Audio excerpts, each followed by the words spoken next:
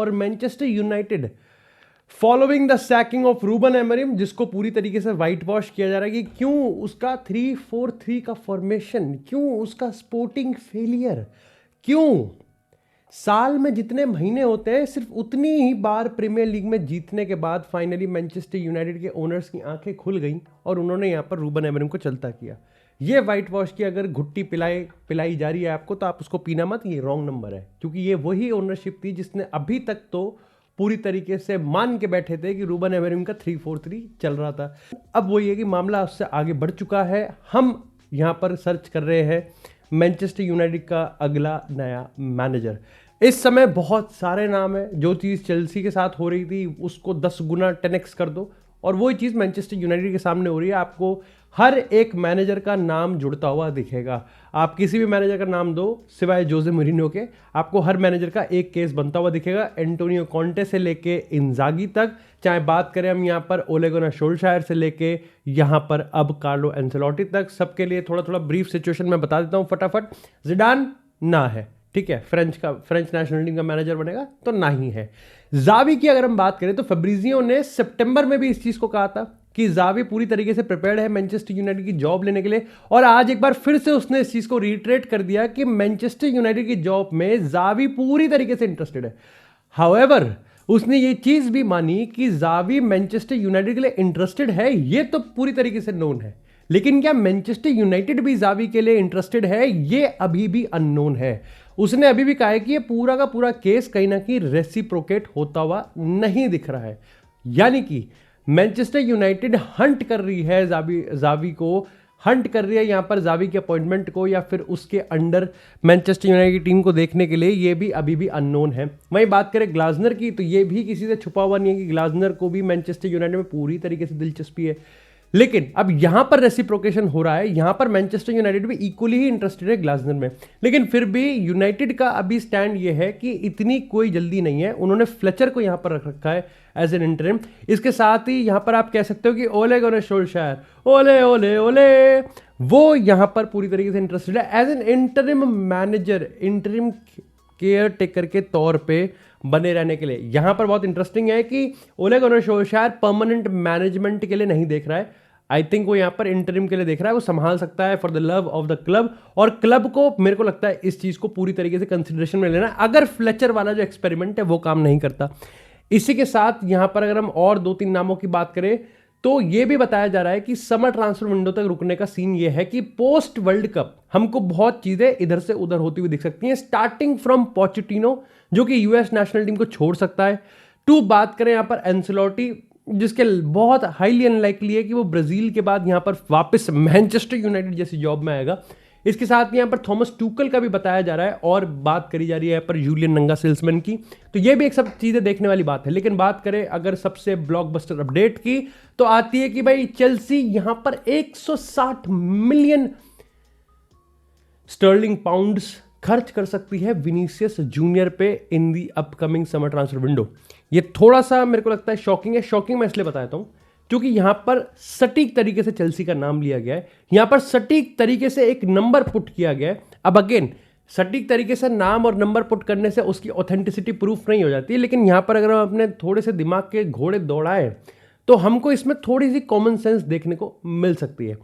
यह बात तय है कि विनीसियस जूनियर के लिए मार्केट में जगह कम है। तुमको लग सकता है विनीसियस जैसे प्लेयर के लिए भी हाँ भाई मार्केट कम है, क्योंकि पहली बात तो सैलरी, दूसरी बात उसका ट्रांसफर वैल्यू, और तीसरी चीज कि यहां पर इस समय जगह भी कहां है।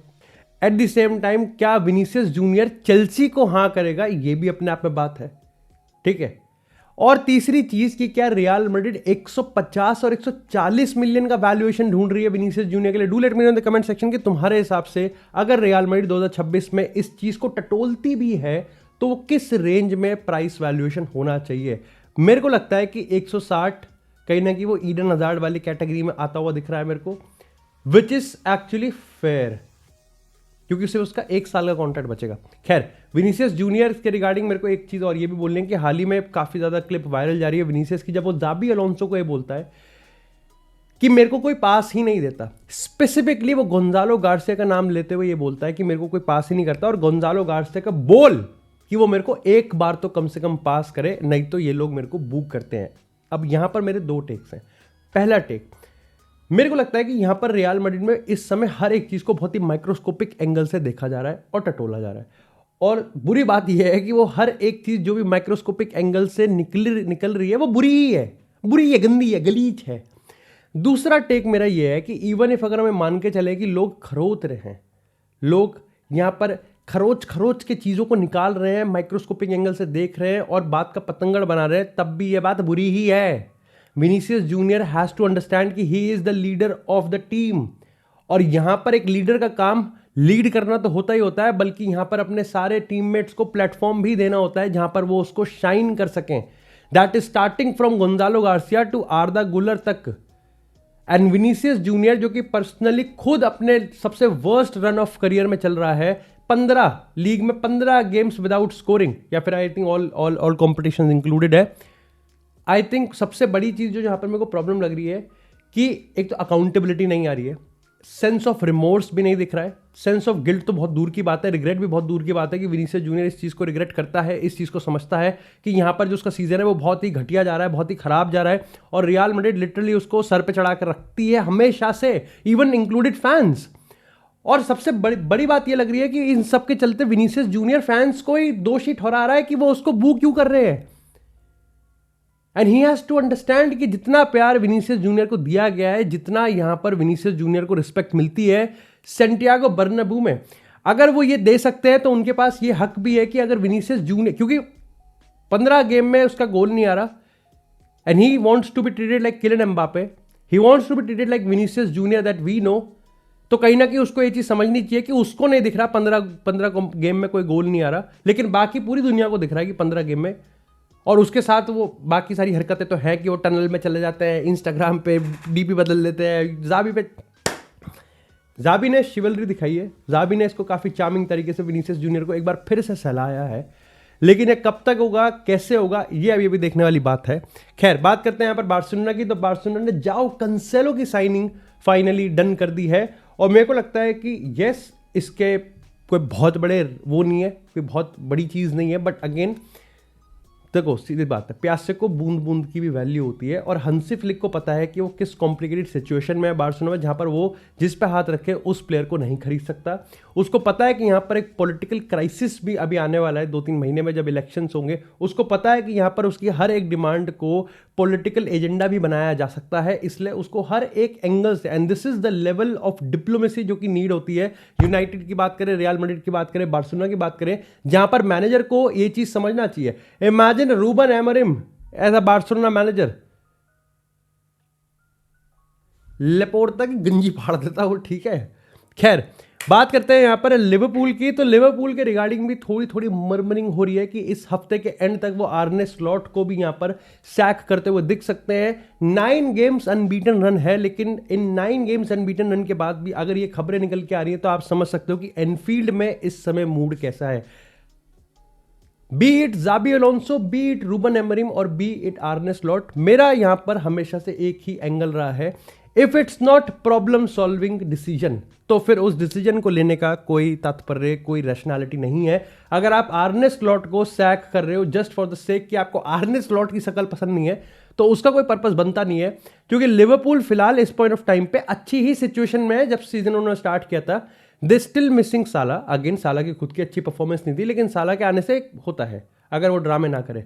ठीक है। पहली चीज तो दे आर टॉप 4, ठीक है, 3 पॉइंट्स 5वें स्थान से है, 9 गेम्स अनबीटन रन है, आइडेंटिटी क्राइसिस पूरी तरीके से है, कन्विक्शन तो है ही नहीं, 0 है, बट स्टिल किसी भी मैनेजर के लिए आना, बट अगर they have a manager in their mind तो बात बन सकती है, बट अभी वो देखना पड़ेगा। इसी के साथ तुमको पता है कि मैनचेस्टर सिटी वर्सेस चेल्सी में सिटी के लिए बुरी खबर थी, लास्ट मिनट में यहाँ पर गोल कंसीड करके पहले तो आर्सेनल से पॉइंट्स टेबल में पीछे हो गए, और इसी के साथ यहाँ पर ग्वार्डियोल को अब यहाँ पर 4-5 महीने की एब्सेंस से, और रूबन दियास को भी एक माइनर इंजरी के चलते यहाँ पर पेप गार्डियोला को फटाफट से एक सडन टर्न मारना पड़ रहा है, और इसी के चलते यहाँ पर मैनचेस्टर सिटी अब मार्क गुही को यहाँ पर टारगेट कर रही है। फिलहाल वो इस पॉसिबिलिटी को टटोल रही है, एक्सप्लोर कर रही है, and they are still seeing कि यहाँ पर क्या कुछ बनाया जा सकता है, क्या आपदा में अफसर, क्या रडार के नीचे से यहाँ पर मार्क गुही को निकाला जा सकता है। क्योंकि फिलहाल के तौर पे जो हमारे पास अपडेट है वो ये है कि गुही स्टिल अभी यहाँ पर भी देख रहा है, सारे एक्सप्लोर कर रहा है। Real Madrid I think out of race है, बायर्न म्यूनिख इंटरेस्टेड है, चेल्सी काफी अच्छी पॉसिबिलिटी को देख रही है, और यहाँ पर इस समय अब मैनचेस्टर सिटी ऊपर निकल के आ चुकी है। डू लेट मी नो कि तुम्हारे हिसाब से यहाँ पर क्या सिटी गोए को साइन कर सकती है, और गोए को क्या यहाँ पर सिटी ज्वाइन करना चाहिए या फिर उसको अल्टीमेटली क्रिस्टल पैलेस के साथ अपना सीजन खत्म करना चाहिए। अगर आपको वीडियो पसंद आए तो वीडियो को लाइक करें, चैनल को सब्सक्राइब करें। इसी तरह आपको इस चैनल पे डेली कंटेंट मिलता रहेगा। तब तक के लिए स्टे ट्यून्ड, स्टे सेफ और भाई अपने परिवार का ध्यान रखें।